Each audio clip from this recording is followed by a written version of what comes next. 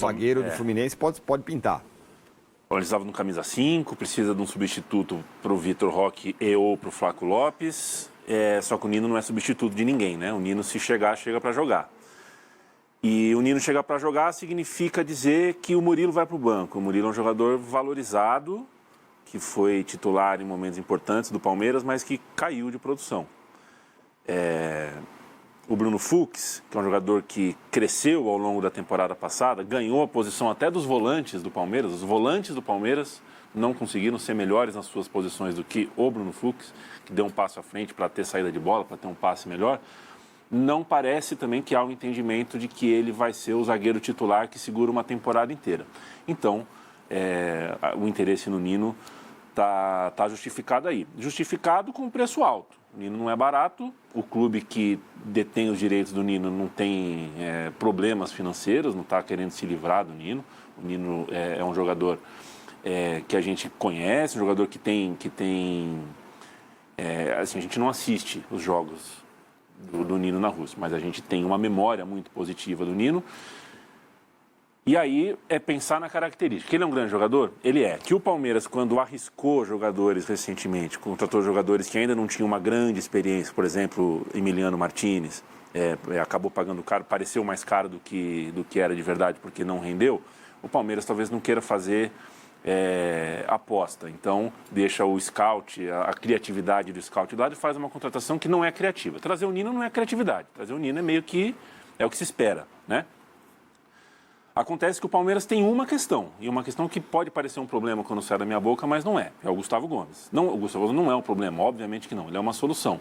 Mas assim como outros zagueiros com as características do Gomes na história, o Lugano, por exemplo, no São Paulo, e outros zagueiros como o Gomes,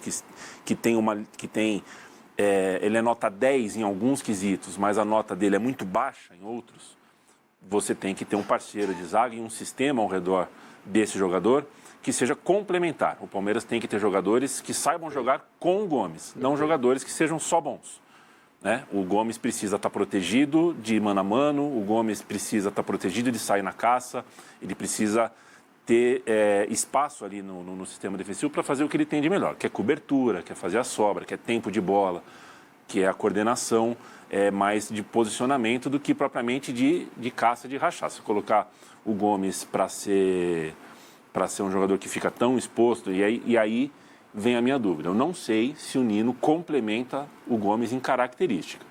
É o único senão que eu ponho, porque é um bom jogador, ele é. Isso é uma análise que uma comissão técnica tem que fazer na hora de contratar um jogador, porque é perfeita a definição dele.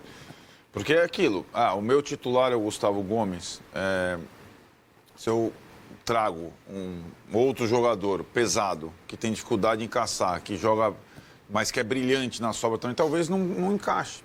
Então, nessa hora, ainda mais para quem tem dinheiro para investir, é necessário pensar em todos esses detalhes, né? Por exemplo, eu acho que com o Gustavo Gomes, eu acho que dá para jogar. Não acho que o Nino seja... Nino e Gomes sejam excludentes, mas, por exemplo, o Vitão do Inter encaixaria melhor que o Nino. Mais rápido, caça mais, tem mais poder de recuperação, né? O Nino é mais lento, mais técnico. Então, tem uma série de questões, né? Então, é bem interessante esse argumento, porque normalmente o cara é bom, traz o cara, e vão jogar os dois. Depende, né? Nem todo zagueiro era como, por exemplo, o Gamarra, também paraguaio, como o Gomes, mas era um jogador que tinha uma deficiência, bola aérea. Um zagueiro, não é que ele era ruim, mas ele não, como ele era baixo, ele não era espetacular na bola aérea como o Gomes é, por exemplo. Agora, o resto, ele fazia qualquer jogador, o zagueiro que jogava com ele, se transformar num grande zagueiro. Era melhor ter um perna esquerda ao lado dele, porque ele era destro. Então, o Corinthians teve Nenê, Batata, que eram zagueiros completamente comuns, que com o Gamarra, porque eles complementavam bem o Gamarra. E o Gamarra fazia o cara do lado dele jogar muito mais do que ele normalmente jogaria. Isso é bem interessante, porque o clube tem dinheiro, contrata o cara, contrata o melhor zagueiro que está disponível, vai encaixar com o seu cara, né? E é curioso, o futebol às vezes também te surpreende, porque quando o Palmeiras contratou o Vitor Roque, não era para jogar com o Flaco Lopes, certo? Contratou o Vitor Roque para ser o 9 dele e não jogar com dupla de ataque. E, de repente, ali nos treinos, então, se mostrou uma possibilidade que hoje você precisa de um centroavante reserva para a dupla. Não era o plano, né? Inicial, e foi uma coisa que foi adquirida ao longo do tempo. Eu usei o Lugano como exemplo, você usou o Gamarra. Para quem de repente é mais novo, não lembra, assim, eu acho que é uma dúvida que vai ficar para sempre. E ainda bem que o São Paulo não expôs, não experimentou muito. O São Paulo, campeão do mundo, com o Lugano e tudo mais, jogava com 3 zagueiros. 3 zagueiros sempre. Se fosse com 2 zagueiros e sem aqueles 2 insanos, que era Mineiro e Josué juntos, isso aí. Talvez o Lugano não rendesse tudo que rendeu no São Paulo, e o que ele rendeu no São Paulo e depois na seleção é uma coisa extraordinária. Gosta do Nino? Um baita de um zagueiro, jogou muito no Fluminense, um cara que foi lá pro Zenit por muita grana também, mas é justamente isso, alguns setores do campo demandam muito mais do como a dupla vai funcionar do que propriamente se o cara é bom ou não. Diferente do cara ser um atacante, ou o Vitor Roque, que pela qualidade dele encaixou com o Flaco entendeu as movimentações do Vitor e formaram uma boa dupla de ataque. Zagueiro é muito de encaixe, é muito de o que é mais caça, o que é mais sobra, qual lado sai jogando mais. Mas o Nino é um zagueiro espetacular. Não vejo também contrata o Nino e ele não ser um titular absoluto. Contratava pelo preço, pela história recente no Fluminense, vai chegar e jogar. Vai chegar para jogar. Como é que está a situação do Andreas Pereira? Saiu machucado, né? Contra o jogo no jogo do Santos, semana, né? contra o Santos.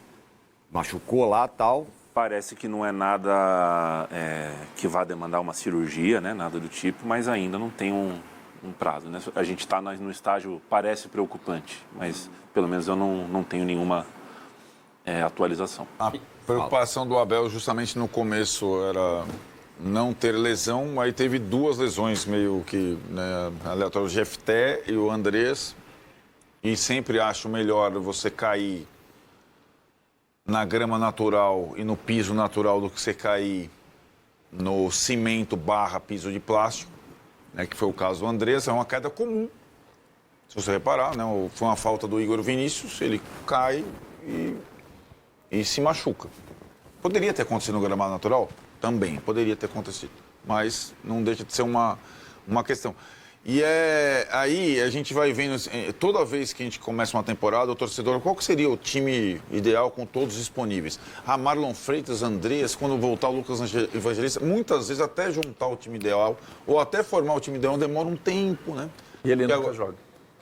Talvez ele não sai do papel, que era aquele por exemplo, do São Paulo ano passado, que só jogou umas 3 vezes, então. Agora que eu vi a tarja na qual a gente está conversando, está ali 3 semanas como um prazo. E era o que eu ia falar. Assim, se não é grave, a gente obviamente não quer que ninguém se machuque com gravidade, nem pequena nem média, mas talvez 3 semanas, que é o tempo da primeira fase do campeonato estadual e um pouco mais, venha bem a calhar. Porque o Palmeiras tem, como o próprio Abel disse, jogadores que estão precisando de minutagens, que vêm da base. Talvez o Palmeiras não tenha o problema que outros times têm. O Palmeiras não corre risco de nada, vai se classificar para a fase final do Campeonato Paulista. Já jogou as últimas 6 finais do Campeonato Paulista, então se eventualmente alguma coisa der errado nas quartas de final, está tudo bem também. Menos minutos para o Andrés porque está machucado significa mais minutos para o Luiz Pacheco, significa mais minutos para outros jogadores que estão aí para mostrar, para conseguir justamente essa minutagem. Vai ser interessante a gente notar como vai ser a atuação do Mirassol, né? Que ele fez uma estreia contra o São Paulo avassaladora, mais ou menos no ritmo que vinha jogando o Brasileiro, e depois foi engolido pelo Primavera. Muito jogador chegou, né? Um jogador chegou e lá no jogo contra o Primavera, uma certa... o Mirassol, essa sensação do momento. E acho que contra o Palmeiras vai dar um jogo, acho que mais interessante. E também é interessante a gente notar, além do Mirassol, o Bragantino. São os 2 times que eu estou de olho. O Bragantino superou o Palmeiras nos critérios de empate na liderança. De novo, é uma tabela por esses 2 muito mais favorável do que a tabela para os grandes. A gente nunca vai confiar no Bragantino, lamento, que ele vai fazer 8 partidas iguais a que ele fez contra o Corinthians. Mas o Bragantino com a tabela que tem, ele poderia lutar, por exemplo, para ser o primeiro no geral e decidir em casa sempre. Né? Campeão paulista que já foi. Mas a gente sempre fica falando, putz, na hora que a gente vai, pô, o Bragantino agora vai. Né? É bom desconfiar. Mas a próxima rodada do campeonato, com São Paulo e Corinthians, Palmeiras, Mirassol e tal, ela favorece o Bragantino. O Bragantino tem boas chances de emplacar 9 pontos e continuar ponteando o campeonato. Se interessar por... Se interessar. Correr o risco de ganhar. Correr o risco de ganhar, exato.